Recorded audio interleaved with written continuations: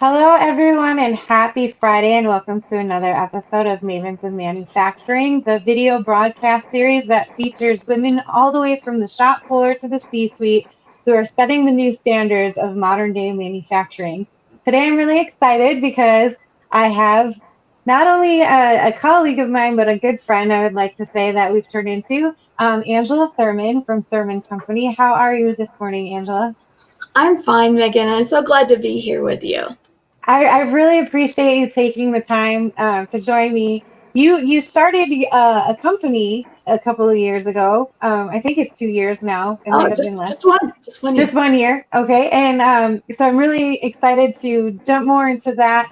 But first, I would like to start off with a little background information about yourself. So can you let everyone here know who Angela is and how you entered this crazy sector that we love so much, manufacturing and engineering?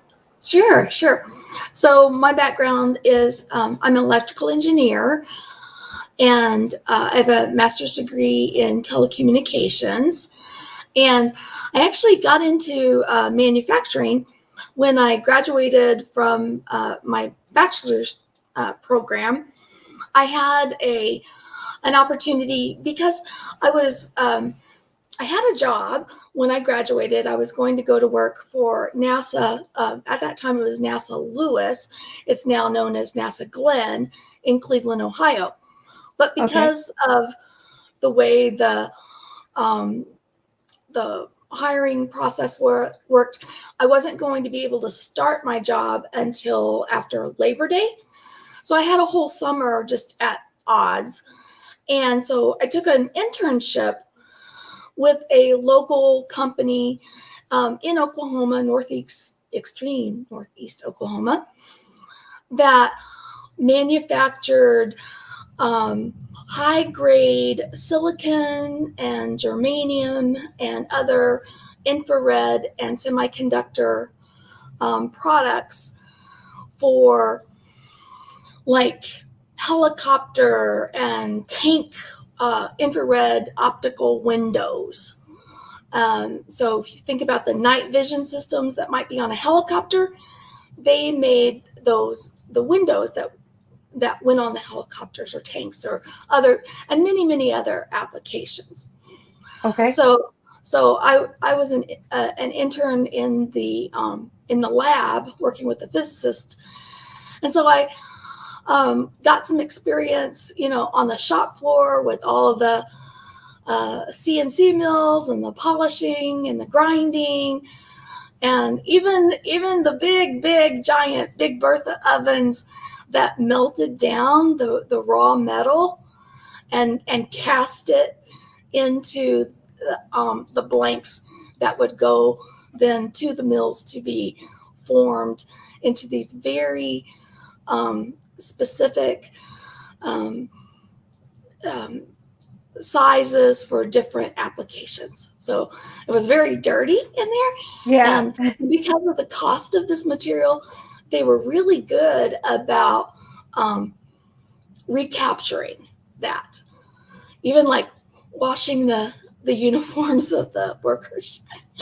See, and I think that's such an interesting perspective of it too, because manufacturing has evolved so much from what it used to be. And, some of the misconceptions of it still being that dirty, dark, dull, dangerous place. Yeah, you have those situations and those instances, but recently now there's a lot of advanced technologies and there's Yes. more things involved with like electronics and robotics and engineering. So even though we don't have that as much, we don't hear about that stuff as much as we used to.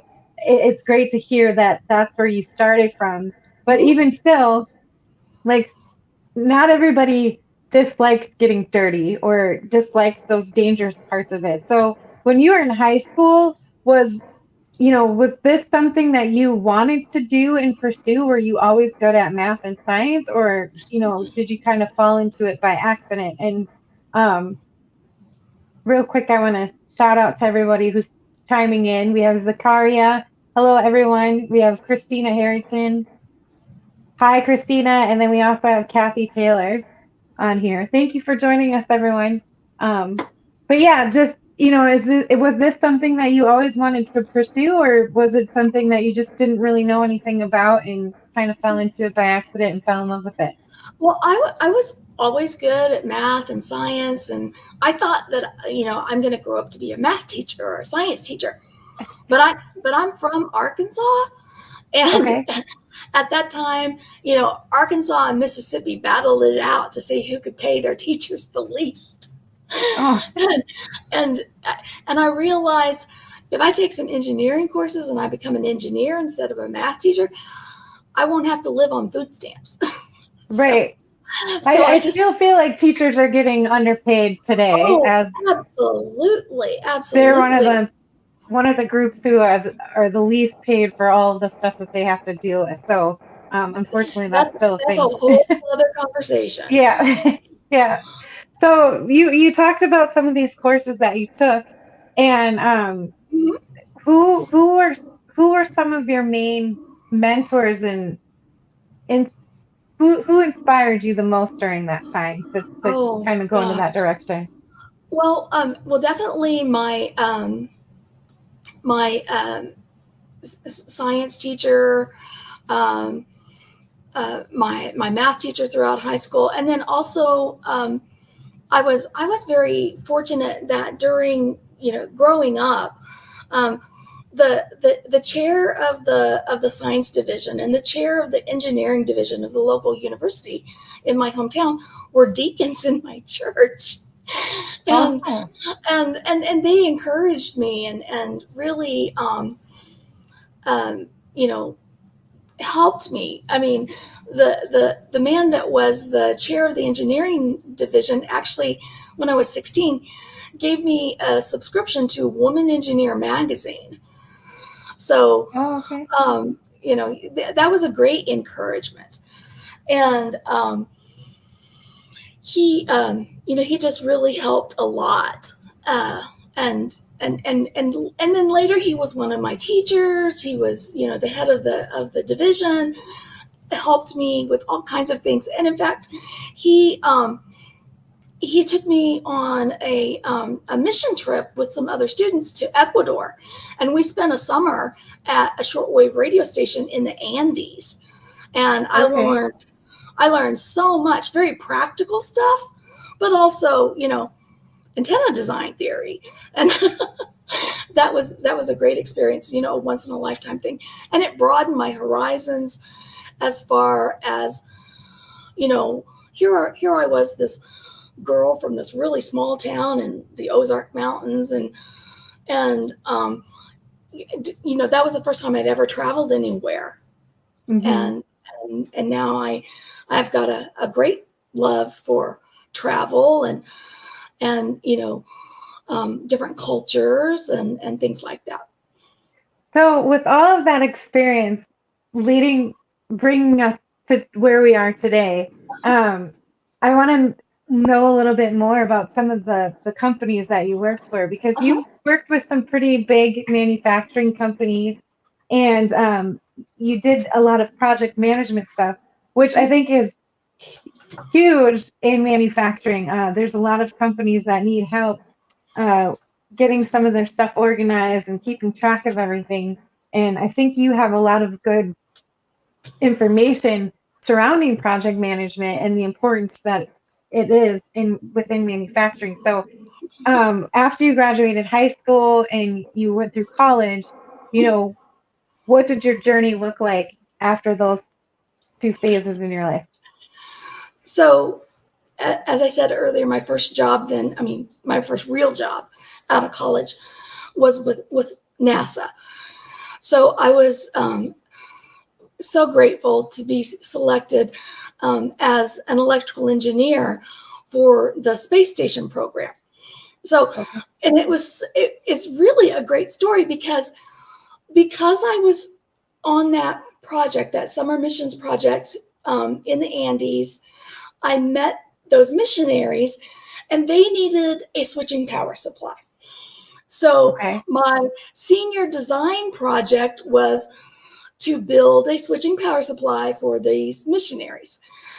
And then um, when I interviewed at NASA, they're like, okay, so switching power supply, that's your background. I'm like, yes. And they actually needed someone to basically oversee a project where TRW and Westinghouse were building switching power supplies, load converters for the space station. And there had been a full page ad in Woman Engineer magazine for NASA Lewis. And that's why I applied.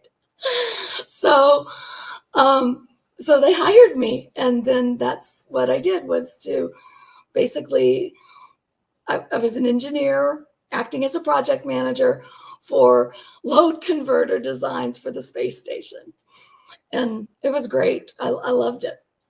So can you explain what a day in the life then looks like, what it looked like for you as a project manager? Because that wasn't something that you applied for initially, right? It wasn't like, okay, we need a project manager for this, or was that what No, you I just applied I for? just applied for a You job, just any job applied? at NASA. Yeah. So, and then you fell into this project management position. So, um, what did a day in the life like for you within Mhm. that position? And was it intimidating? Because if I applied and then all of a sudden they're like, hey, we want you to do this, and I had no experience in it, I would be like, wait a minute, why would I, that's not what I expected to do here. Like, how was your reaction to that? Well, in school, we had been given some, basic project management training. I mean, I knew Okay. what earned value theory was, and just basic stuff like that. And in the course of doing my senior design project, I had to give reports on my schedule and my budget for the project, just like any project manager would. And but at NASA, it was very intimidating. So I started when I was 23, and probably the average age of engineers at NASA at that time was about 50. Wow. Well, it was post the Apollo Hmm. period, and it was space shuttle was well, it was post Columbia, and Okay. and so I was actually there. I had just started. It was like 2 weeks before the return to flight, and Okay. so I'm saying, hey, they just had to hire me, and space shuttle's back in service, and so that was really exciting. But so I was monitoring a couple of these two different vendors, TRW and Westinghouse, and they Hmm. they had different designs, they had different approaches, and basically my job as a 23-year-old female fresh out of college was to tell these very mature, um, technically, rock solid guys, men, that you're behind schedule, you're over budget. At the rate you're spending money, this should have been done 3 years ago, and Uh, that kind of thing, and to get them to deliver the next version, to get them on track and that sort of thing. that's And great though. Like, what a great experience. yeah, That to get that right out of the bat and gain the respect of people who've been in the sector for longer than you were at that point, yeah. and then to get them to respect you and follow what you needed to do, that shows a lot about your skill set and how good you are at what you do. Well, I really was blessed in that, because NASA Lewis is in Cleveland, or it's now NASA Glenn. Its proximity to the Baldwin Wallace College, where Dr. Harold Kersner teaches, was Okay. fantastic. So Dr. Kersner is the godfather of modern project management theory, and NASA would bring him in to teach us, the young Wow. engineers, project management. So I literally learned at the feet of the master project management. And I have his book on my shelf. You And showed that to me before. yeah, so it was fantastic, and you couldn't have gotten a better education in project management than to have learned from Dr. Kersner.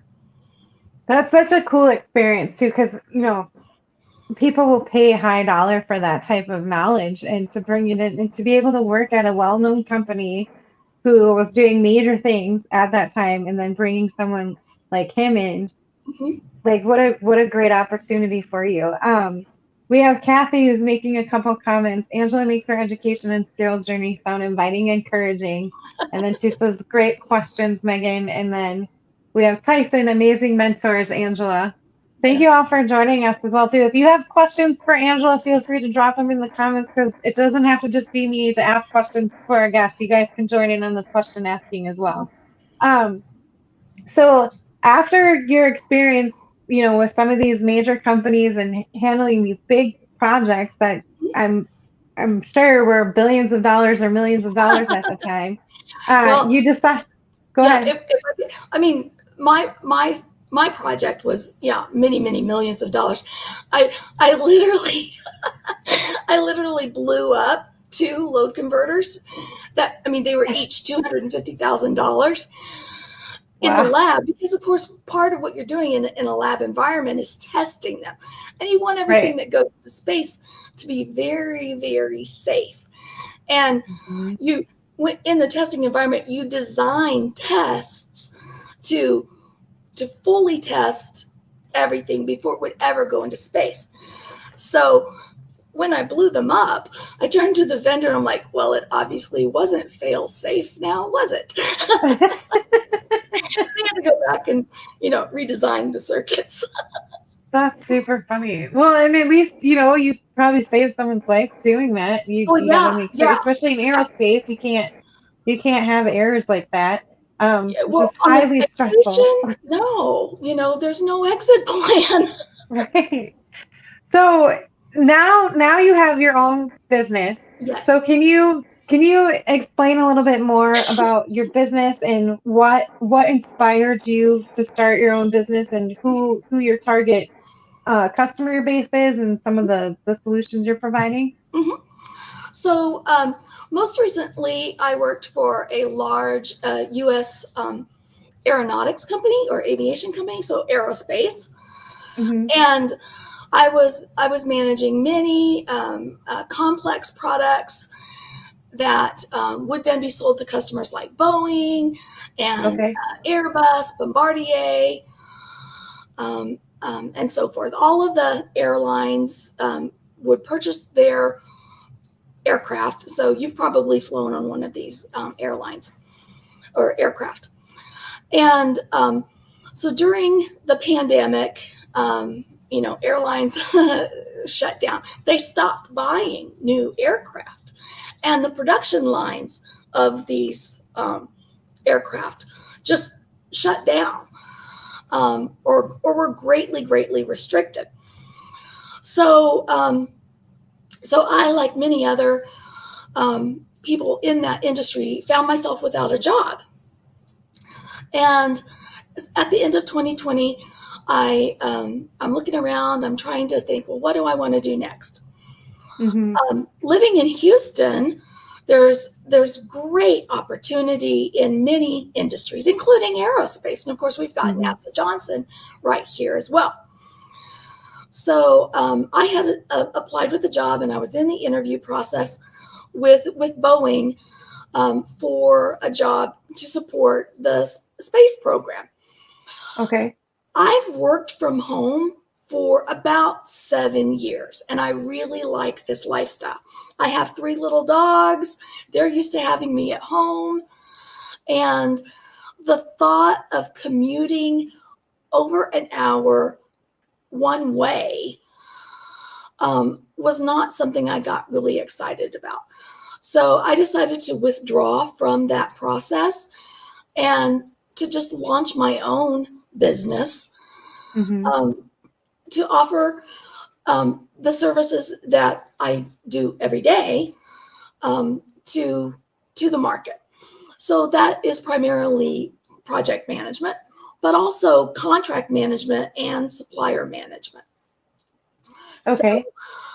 I had originally envisioned that it would just be me and that I would be a consultant.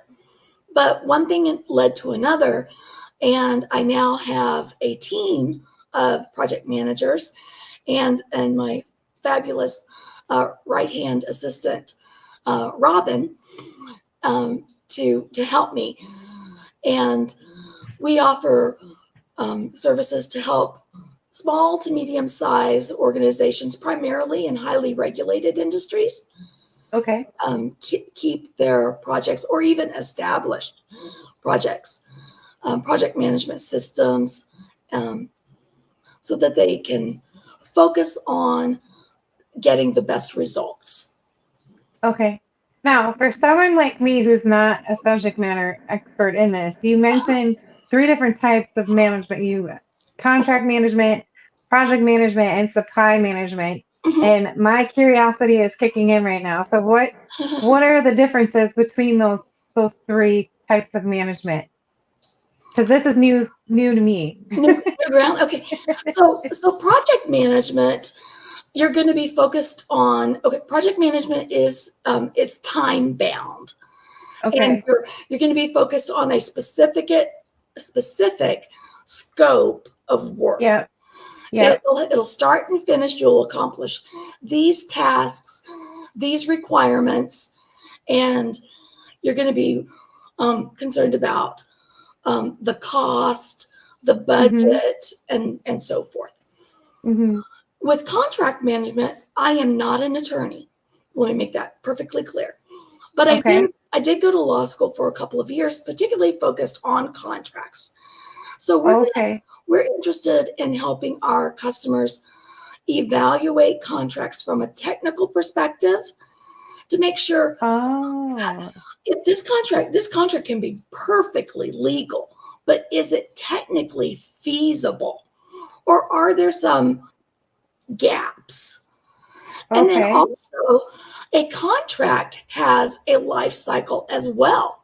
So, do Yep. you have systems in place to help you manage your contract life cycle? So, just like Okay. you have team members coming and going in other areas of your business, Mm-hmm. you probably have team members coming and going in your contract management um, area as well. And do you have the systems in place to help them be successful? Or are they just having to rifle through a stack of papers trying to figure out what does all this mean and how did we Gotcha. get where we are? Okay. And then you And said supply management. Is that supply, dealing with like the supply chain stuff going on? it is. And Okay. our focus on supply chain is helping you evaluate your supply chain risk. So, Okay. are you evaluating their capability and their capacity to produce a quality product on time every time? Wow. I see, and I was lumping it all under project management. It does. It does. Those areas are part of project management, but they can be broken out for a really deep dive. See, and I'm glad I asked that. I was nervous to ask because I was like, this seems really obvious, but I'm sure there's more into it. So that's why I wanted to clarify that. Christina Harrington, such a great story, Angela. Learning from talented leaders and practitioners before us are so important in our personal development. We have Ingor on. Hi, Ingor. Thank you for joining us. She's amazing. Hello, Megan and Angela. Happy Friday. I hope you both have had an awesome week. Congratulations on the growth of Thurman Company, Angela. And then Gonzalo, fantastic, Angela and Kathy Taylor. Loved working from home as a project consultant and having a support team. That's one of the things that I'm like working on as well. So I agree with you. There are advantages of working from home, and I absolutely love that you're being successful doing that because it was for me. I don't know if you had the same fears, but I was really scared to pull that plug from having that cushion of consistency, and then switching over to something where I'm in charge and creating my own schedule and taking on projects that I really wanted to take on and working with people that I really wanted to work with was really intimidating for me. And I feel like within this sector of manufacturing, there's so many opportunities to gain so many different types of skills and even improve on your own niche skills that if you do decide to go the entrepreneur real, I need more coffee, entrepreneurial route, it gives you that strong foundation to do that. Mhm. So I don't know. It was a really scary time for me. So I'm glad to see that you're growing and you have a team. Robin is fantastic. I've had several conversations with her before, and I know I'm going to reach out to you to see how you went about finding her because at some point I'm going to need a virtual assistant because doing this stuff on your own is definitely a hard thing to do. One of the things that you included on your profile when we were setting up this conversation was that we must seek continuous improvement every day in order to secure a seat at the global economic table. And that really caught my attention. And I wanted you to elaborate more on what that means to you because, as you know, manufacturing is facing this skills gap, and Mhm. other people are calling it a training gap. Mhm. And, automation is really um, increasing in a lot of areas because that's part of the solution for the skills gap. But Mhm. it goes deeper than that. And I think this continuous improvement idea that you highlighted so much is part of that solution as well too. So can you elaborate on what you mean by what you said and why that's important for us to keep in our mind for Sure. manufacturing? Sure. So, in my last company, I was a certified lean master, and I I think that it's up to all of us to look for ways to eliminate waste, so Hmm. that we can produce our results, whether it's manufacturing a product or producing a service without adding waste. And Hmm. that will then help us perform that duty at the best possible price and with the best possible quality. And Okay. that's how we keep our services and our products competitive in the global market. And so those continuous improvement activities can be um, very simple, and um, they can be great big projects, but it can start as simply as performing a 5S cleanup in your work area, or looking for ways to um, implement best practices among your team, creating templates that you share among your team, and Hmm. you, you make things repeatable. And and and then you can think about the bigger, more challenging activities, like leaning out your production line and eliminating um, the movement, like having to carry a tote from here to there, Hmm. or um, reducing excess inventory, and those sorts Hmm. of things. Okay. That's so interesting to me too, because I think continuous improvement can mean a lot of different things depending on Yes. what area you're in. And Hmm. I think it all meshes well together in terms of what we need to do to find solutions to keep us going and maintain a strong manufacturing foundation. And then on the other side of things, how are we going to start building that next generation workforce and getting more individuals excited about joining it. So that's really interesting to me. One of the questions I didn't include in uh, the pre-write up when I sent this out to you, and I just thought of it because I'm always curious about people's favorites. And you are a great project manager, and you've you've sent me some things to help organize my time in terms because I'm terrible with spreadsheets. It's something that I'm trying to improve on because they are helpful and I'm just really slow at them. So I'm still learning how to be more efficient in creating them. But as a project manager, this is a two-part question. One, what is your favorite tool or platform that you use as a project manager? And then the second part of that is for any company that you're helping or any company who needs help, what is an essential tool that they need in their toolbox in terms of project management? Well, that's And if it's good. the same answer, that's fine. Well, as a project manager, I love Microsoft Projects and Okay. all of the things that it can do for you, but you don't have to use all of those bells and whistles to make it work for you. So Okay. it can be very, very simple or really neat, depending on how much you choose to adopt. Okay. And then one of the tools that I've learned to use this year, and people will get tired of hearing me say this, is Airtable. I love Airtable because it it's like spreadsheets on steroids, Okay. but because it can be a very, very simple spreadsheet format, Okay. but it has the ability to do so much more. So Robin and I use this all the time. And we Okay. love that the very same data can be represented in different views. So let's say I want to see it in a Gantt chart, but she wants to see it in a calendar. It's up to the individual to choose their view. And if she looks at it in a calendar view, it doesn't disrupt my ability to see it in a Gantt chart. And I just love that.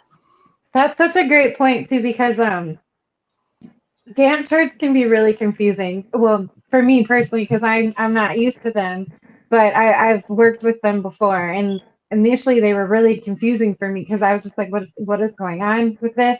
And I like things either in like a Kanban board or a Yes. calendar view. I love both of those. Those are my go-to. So that's really interesting that it allows you, depending on who you are as an individual, to switch to your personal view. I like that a lot. Um, so And you before I let you color go, code things, and I mean, which I'm yeah, visual that way. I like things color coded. I should look that up because currently what I'm using is ClickUp, I think it's called. Mm-hmm. Um, and it's interesting. It gives you that opportunity to choose multiple views, but I'm still learning how to use it because it was something that I looked up and the images are what got me because their marketing materials are really colorful. And I was like, oh, I'm going to dig into this. And then I found myself in a hole falling further and further down. And now I'm using it. So I don't know if it's the best tool for me, but I'm going to look up Airtable after this Oh, I'll send conversation. you an invite. Okay, awesome. Well, Angela, we're coming up on time here, and I just wanted to thank you again for coming on to Mavens and Manufacturing. But before I let you go, I'm always curious to know what your biggest ask would be. So if you needed something, or if there was something keeping you up at night, what would your biggest ask be for our audience who's tuning in today? Oh goodness, I would just ask that your organization take a look at your project management needs, Mhm. and whether it's something big or something small, temporary, that you consider hiring a consultant to help you. And whether it's Thurman Co. or someone else, just think about the benefits of bringing on a subject matter expert to help you through that next hurdle. That's a great point. Project management is very complex.